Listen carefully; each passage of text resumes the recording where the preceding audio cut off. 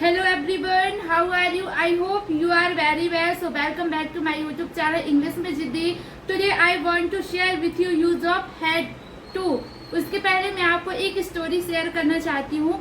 One day what happened? There was one girl and her mother told you have to wash dishes, but she replied, Mama, now I don't feel like washing dishes, so can I wash in the evening? But her mother replied, whatever happened, you have to wash dishes. Then in the evening, she was talking with our sister. You know what happened today? I didn't like to washing dishes, but my mother told me whatever happened you have to wash dishes, so I had to wash dishes.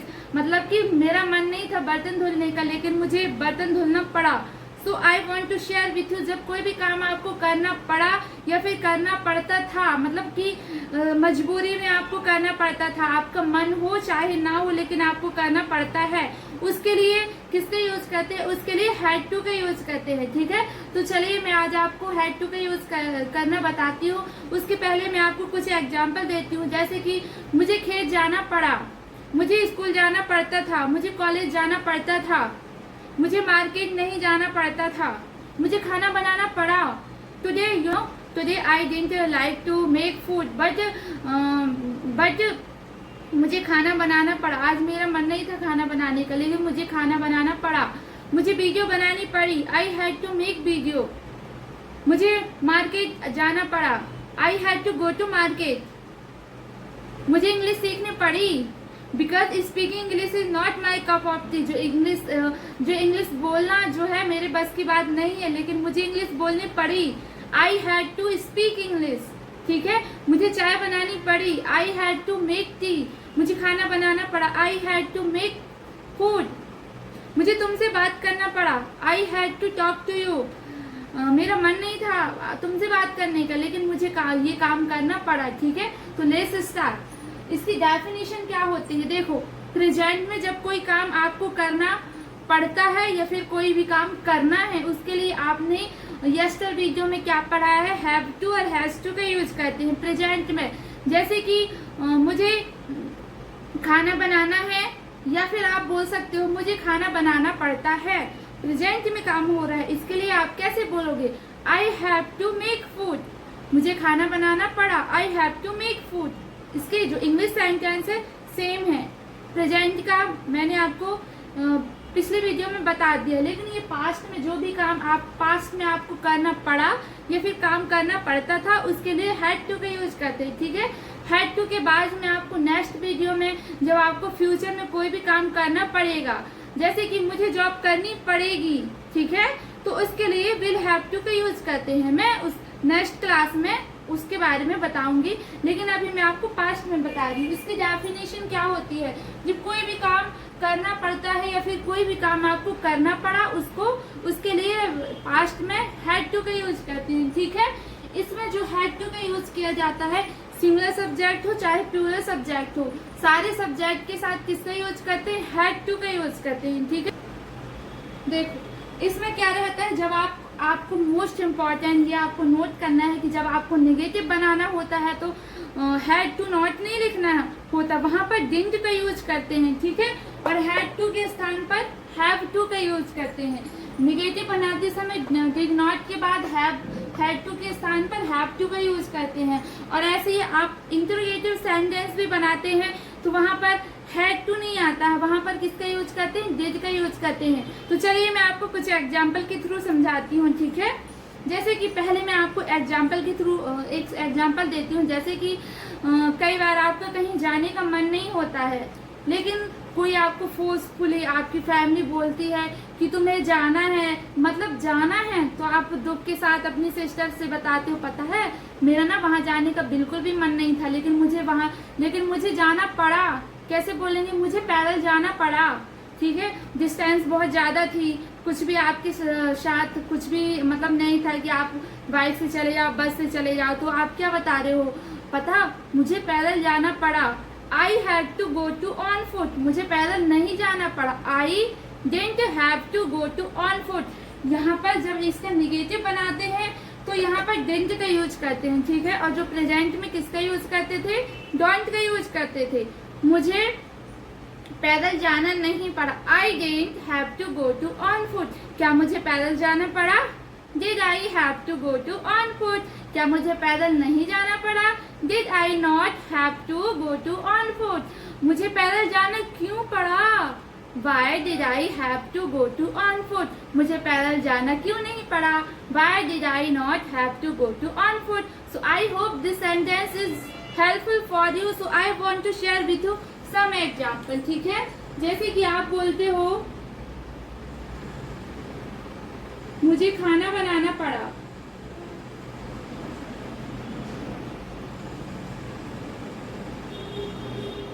इसका structure क्या होता है, आप यहाँ structure देख सकते हैं। Subject had to V1 plus object. जब आप इसका सिंपल सेंटेंस बनाते हैं, जब आप निगेटिव बनाते हैं, subject did not have to V1 plus object.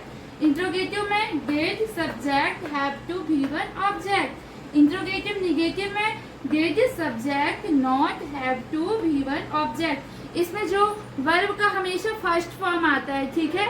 जैसे कि मैं आपको wanted to, want to, wants to, wanted to पढ़ाया, उसमें सारे में क्या आया, वर्ब का फर्स्ट फॉर्म आया। ऐसे इसमें भी किसका यूज करते हैं, वर्ब का फर्स्ट फॉर्म करते हैं, ठीक है। जैसे कि आपको बोलना मुझे खाना, जैसे कि मैंने आपको एक सेंटेंस दिया, मुझे खाना बनाना पड़ा या फिर मुझे खाना बनाना पड़ता था, मतलब कि पास्ट में आपको ये काम करना पड़ता था। तो इसके लिए हिंदी इसकी कुछ भी हो सकती है, ठीक है। मैं आप दोनों को सेंटेंस को लिख देती हूँ ताकि आप कंफ्यूज ना हो। मुझे खाना बनाना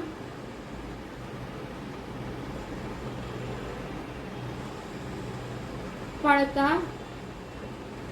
था, इसका कुछ भी सेंटेंस हो, आप क्या बोलोगे, आई हैड टू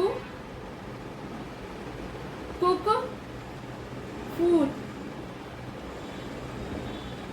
ठीक है। यदि आपको बोलना हो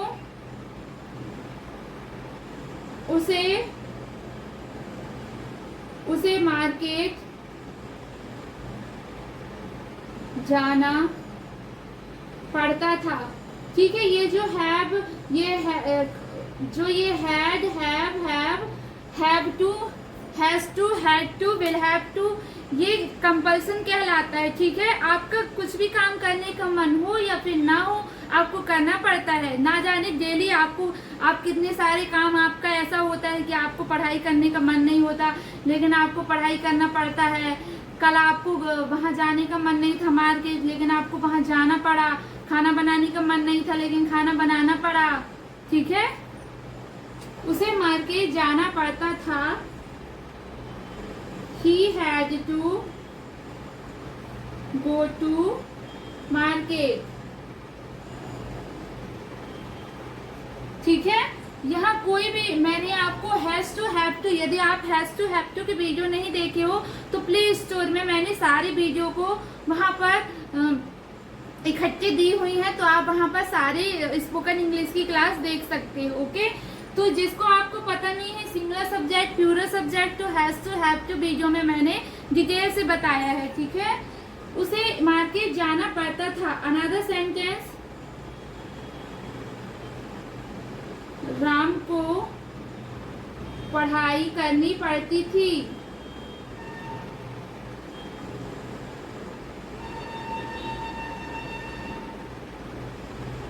ठीक है। कैसे बोलेंगे, Ram had to do, Ram had to study, study means पढ़ाई करना, ठीक है। तो आपके पास बहुत सारे सेंटेंस होते हैं कि आप बोल सकते हो कि मम्मी को खाना बनाना पड़ा, पापा को खेत जाना पड़ा, मेरी सिस्टर को नए कपड़े खरीदने पड़े, मुझे मोबाइल खरीदना पड़ा, मुझे तुमसे बात करना पड़ा, मुझे घर जाना पड़ा, मुझे दिवाली में घर जाना पड़ता है, मुझे डेली खेत जाना पड़ता है, मुझे डेली खाना बनाना पड़ता है, उसे कुछ भी नहीं करना पड़ता है, उसे खाना नहीं बनाना पड़ता। क्या उसे खाना नहीं बनाना पड़ता? उसे खाना क्यों नहीं बनाना पड़ता? उसे खेत नहीं जाना पड़ता। क्या उसे खेत नहीं जाना पड़ता? उसे क्यों खेत नहीं जाना पड़ता? तो आप इसके इंट्रोगेटिव, नेगेटिव, WH सारे सेंटेंस बना सकते हो। तो मैं आपको एक सेंटेंस लिखूंगी, उसके सारे interrogative, negative, WH, interrogative, negative सारे सेंटेंस आपको बताऊंगी कि कैसे आप बना सकते हो। ठीक है,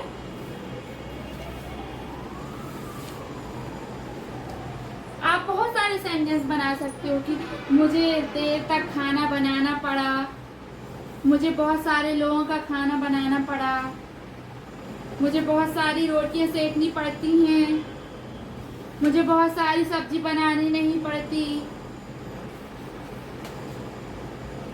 ठीक है, तो मैं आपको एक सेंटेंस देती हूँ, जैसे कि मुझे अंग्रेजी सीखनी पड़ी।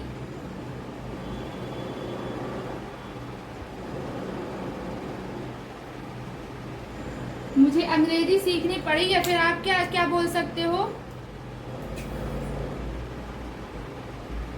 मुझे अंग्रेजी सीखनी पड़ती थी।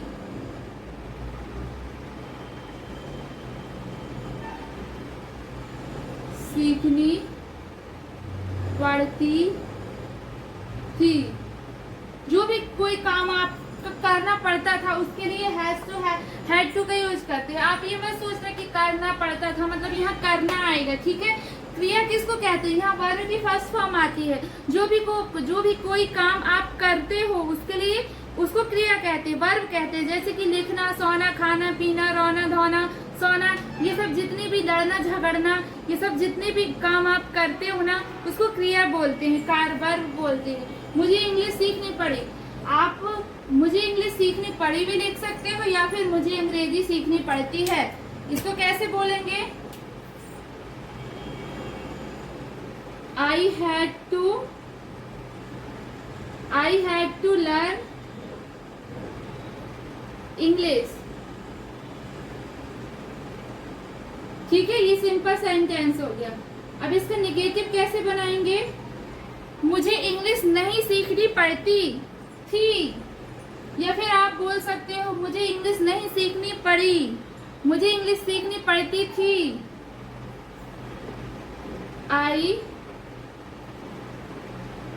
I didn't have to learn English।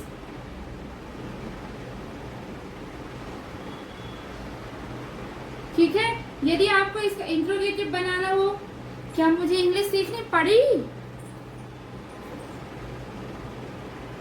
Did I have to? आप इसका इंट्रोगेटिव बनाए चाहे निगेटिव। यदि आपको निगेटिव बनाना है तो आपको डिडंट लिखना है और उसके बाद हैव टू का यूज करना है। ऐसे ही आप इंट्रोगेटिव बनाते हैं तो उसके लिए भी हैव टू का यूज करते हैं। ठीक है, यदि आप हैव टू का यूज करते हो तो वहाँ हैव टू तो आएगा ही, और हैज टू का भी जब यूज करते हो तो इंट्रोगेटिव बनाने के लिए वहाँ भी हैव टू आता है, और यहाँ भी हैड टू पास्ट में भी आता है। Did I have to learn English. आप हिंदी बना लेना। ठीक है, इंट्रोगेटिव नेगेटिव कैसे बनाएंगे? इंट्रोगेटिव, क्या मुझे इंग्लिश सीखनी पड़ी? इंट्रोगेटिव नेगेटिव, क्या मुझे इंग्लिश सीखनी नहीं पड़ी? कैसे बोलेंगे? डिड आई नॉट, सब्जेक्ट के बाद हमेशा नॉट आता है। ठीक है, not have to learn English. अब आप बोलते हो मुझे इंग्लिश सीखनी क्यों पड़ी? वाई। WH कैसे बनाएंगे? मुझे इंग्लिश सीखनी क्यों पड़ी? Why did I have to learn English.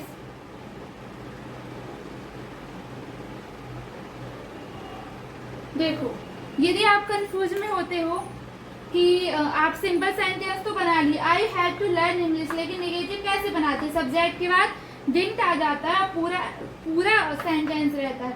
I didn't have to learn English, ठीक है। Did I have to learn English, WH होता है। देखो इंट्रोगेटिव और WH में क्या डिफरेंस है। जैसे कि आप यहाँ बोले क्या मुझे इंग्लिश सीखनी पड़ी, क्या मुझे इंग्लिश सीखनी पड़ी, यहाँ क्वेश्चन पूछ रहे क्या, तो ये डेट फर्स्ट में आता है, ठीक है। और यहाँ WH में क्या बोलते हो, मुझे इंग्लिश सीखनी क्यों पड़ी, जो WH वर्ड होता है ये बीच में आता है, ठीक है।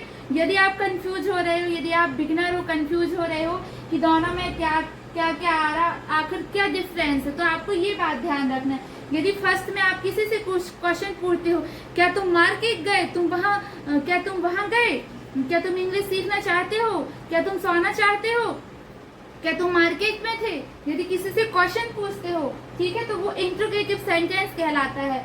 Why did I have to learn English, तुम्हें इंग्लिश सीखनी क्यों पड़ी, ठीक है।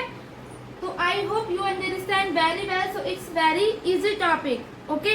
सो मैं कुछ आपको एग्जाम्पल दूंगी, कुछ सेंटेंस दूंगी, आपको बनाना है, उसके बाद मैं आपको सेकेंड कॉन्सेप्ट बताऊंगी, okay. I want to suggest you should practice every day. Without practice you can't speak English. Suppose you are watching my video and you are thinking I know very well this use of had to, okay. I know you know very well use of had to, but if you will not practice, so it's not good for you, okay. So you should practice every day. Suppose you learn use of had to, okay. जैसे कि मुझे बर्तन धोना पड़ा, I had to wash dishes, I didn't have to wash dishes, did I have to wash dishes, did I not have to wash dishes, why did I have to wash dishes, why did I not to have wash dishes, ठीक है। तो आपको सारे sentence बनाना, एक structure लेना है और उसके simple, negative, interrogative, interrogative negative, WH सारे बनाने हैं, क्योंकि practice will be make perfect, okay. जैसे कि मुझे इंग्लिश सीखनी पड़ी, यहाँ तो मैंने बता दिया। जैसे कि आपको बोलना हो उसे खाना बनाना पड़ता था, उसे खाना बनाना पड़ता था। He had to make food, he didn't have to make food, did he have to make food, did he not have to make food, why did he have to make food, why did he not have to make food, okay. आप यदि एक sentence आपको practice करना है, जैसे कि आपको कुछ काम दिया गया, आज आपको क्या करना है, आपको यहाँ पर लिखना है आई हैव टू, ठीक है। आज आपको कौन कौन सा काम करना पड़ा, सुबह से लेकर शाम तक आपको कौन कौन सा काम करना पड़ा, जो भी काम आपको करना पड़ा, आपका मन नहीं था लेकिन आपको फिर भी करना पड़ा, तो आपको सेंटेंस बनाना है, because you are learning this language, okay. So you should practice every day, okay. So मैं आपको कुछ एग्जाम्पल देती हूँ और आपको सेंटेंस यहाँ पर बनाना है। मैं आपको डेली एक नया टॉपिक ही पढ़ाऊंगी ताकि आपकी बहुत अच्छे से प्रैक्टिस हो जाए। सारे सेंटेंस दी हूँ, आपको बनाना है। मुझे वहाँ जाना पड़ा, राधा को स्कूल जाना पड़ा, मुझे खेत जाना पड़ता था, उसे धान काटना पड़ता था, हमें पैसे कमाने पड़ते थे, उसे कल रोना पड़ता था। जैसे कि सुबह होता है और आप सुबह से लेके शाम तक, सोते टाइम तक आप पता नहीं ना जाने कितनी सारी काम आपको करना है, करना पड़ता है, करना पड़ता था, करना पड़ा, ठीक है। तो मैंने प्रेजेंट का पढ़ाया, अभी ये मैंने पास्ट का बनाया, तो आपको सारे सेंटेंस बनाना है। मैं आपको इसका सेकेंड कॉन्सेप्ट बताती हूँ कि इसका सेकेंड कॉन्सेप्ट क्या है, ठीक है।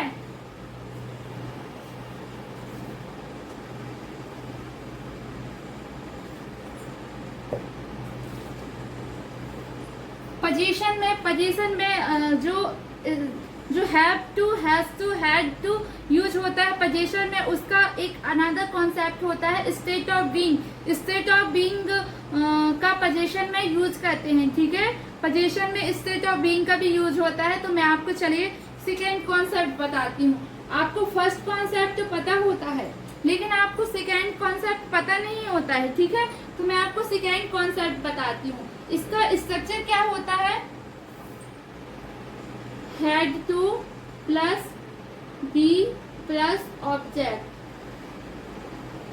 इसके लिए पोजीशन का स्टेट ऑफ बीइंग जानने के लिए सबसे पहले मैंने स्टेट ऑफ बीइंग की फर्स्ट क्लास में पढ़ाया है, बी वर्ब पढ़ाया है। वो video you should watch that video if you will watch that video, so it's helpful for you this video, okay? So you should not skip video, ठीक है? तो जैसे कि यहाँ पर हेड टू में आपने क्या बताया कि जब कोई भी काम आपको करना पड़ता था या फिर कोई भी काम करना पड़ा, उसके लिए आप हैड टू का यूज किए, ठीक है? लेकिन यहाँ पर कोई भी काम नहीं होता है। स्टेट ऑफ बीइंग क्या होता है? स्टेट ऑफ बीइंग जैसे किसी व्यक्ति, वस्तु, स्थान के बारे में बताता है कि वो कैसा है, कहाँ है, उसकी स्थिति क्या है, पोजीशन क्या है, उसके बारे में बताता है, ठीक है?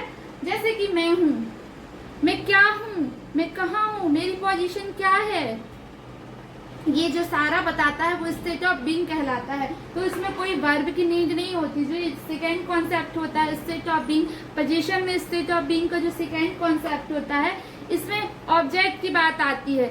जैसे कि बोलना हो, तुम्हें यूनिफॉर्म में होना था, तुम्हें घर पे होना था, तुम्हें मार्केट में नहीं होना था, तुम्हें ईमानदार होना था, तुम्हें टीचर नहीं होना था, तुम्हें टीचर क्यों नहीं होना था, तुम्हें ईमानदार नहीं होना था, तुम्हें गोरा होना था, तुम्हें ऑफिस में होना था, तुम्हें जबलपुर में होना था, तुम्हें मार्केट में नहीं होना था, ठीक है? तो इस टाइप के जितने भी सेंटेंस होते हैं उसके लिए हैड टू प्लस बी का यूज करते हैं। तो चलिए मैं आपको कुछ सेंटेंस बताती हूँ। जैसे कि ये ब्लैक पेन है, इसे ब्लैक नहीं होना था, इसे ब्लैक होना था। क्या इसे ब्लैक होना था? क्या इसे ब्लैक नहीं होना था? ठीक है? तो जितने भी किसी ऑब्जेक्ट के बारे में बताते हैं उसके लिए किसका यूज करते हैं? हैड टू प्लस बी का यूज करते हैं पोजीशन में, ठीक है? तो मैं चलिए आपको कुछ एग्जाम्पल के थ्रू आपको बताती हूँ। I am going to teach you second concept also, okay? आखिर but you are thinking that what is second concept, ठीक है? कंपल्सन में स्टेट ऑफ बीइंग का यूज किया जाता है। कंपल्सन में भी आपने स्टेट ऑफ बीइंग का यूज किया है, लेकिन मैं आज आपको कंपल्सन में बताऊंगी कि कंपल्सन में स्टेट ऑफ बीइंग का क्या यूज होता है। तो चलिए देखते हैं इसका स्ट्रक्चर क्या होता है। Subject plus had to be plus object, ये जो होता है ये स्टेट ऑफ, ये कंपल्सन में स्टेट ऑफ बीइंग होता है, ठीक है? जैसे कि आपको बोलना हो उसे मार्केट में होना था। उसके पहले मैं आपको बताती हूँ ये स्टेट ऑफ बीइंग क्या कहलाता है। मैंने आपको पिछले वीडियो में स्टेट ऑफ बीइंग को डिटेल से समझाया है, वहां पर आप प्लेलिस्ट में सारी वीडियो जो पड़ी हुई है आपको देख लेना है, ठीक है? स्टेट ऑफ बीइंग जैसे किसी व्यक्ति, वस्तु, स्थान के बारे में बताता है, वो कैसा है, कहाँ है, उसकी स्थिति कैसी है, पोजीशन क्या है, ये सब बताने के लिए स्टेट ऑफ बीइंग का यूज करते हैं। वहां पर किसी वर्ब की नीड नहीं होती, वहां पर सिर्फ ऑब्जेक्ट होता है। जैसे कि उसे मार्केट में होना था, उसे कहाँ होना था? मार्केट में होना था। मुझे टीचर होना था, मुझे ऑफिस में होना था, मुझे ईमानदार होना था, तुम्हें यूनिफॉर्म में होना था, इसे रेड होना था, तुम्हें खुश रहना था। तो जब स्टेट ऑफ बीइंग का कंपल्सन में यूज करते हैं, तो जब कोई भी आपको जैसे कि उसे मार्केट में होना था या फिर रहना था आता है, उसके लिए पोजीशन में, उसके लिए कंपल्सन में स्टेट ऑफ बीइंग का यूज करते हैं। जैसे कि यदि आपको बोलना हो, मैं आपको कुछ एग्जांपल देती हूँ। तुम्हें खुश रहना था, you had to be happy. तुम्हें मार्केट में होना था, you had to be in the market. तुम्हें ऑफिस में होना था, you have to be in the office. तुम्हें ईमानदार होना था, you had to be honest. मुझे गोरा होना था, I had to be fair. मुझे खुश रहना था, I had to be happy. ठीक है? तो मैं आपको कुछ एग्जाम्पल देती हूँ। सिर्फ आपको लिखने से ज्यादा आपको सबसे ज्यादा प्रैक्टिस करना है। आपको सोचना है कि स्टेट ऑफ बीइंग में हम कितने सारे सेंटेंस बना सकते हैं। He had to be plus be in the market। ठीक है? जैसे कि बनाना हो, तुम्हें खुश रहना था,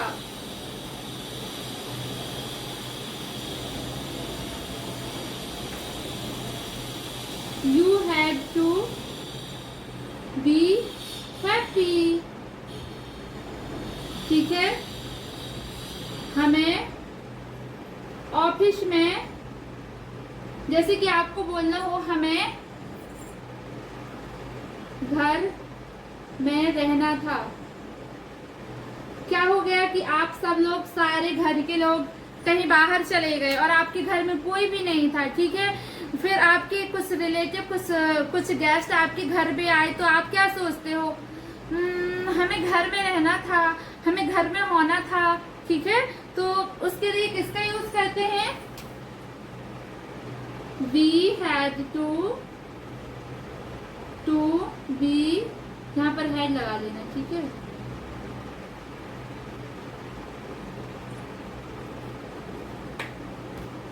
We had to be at home, ठीक है।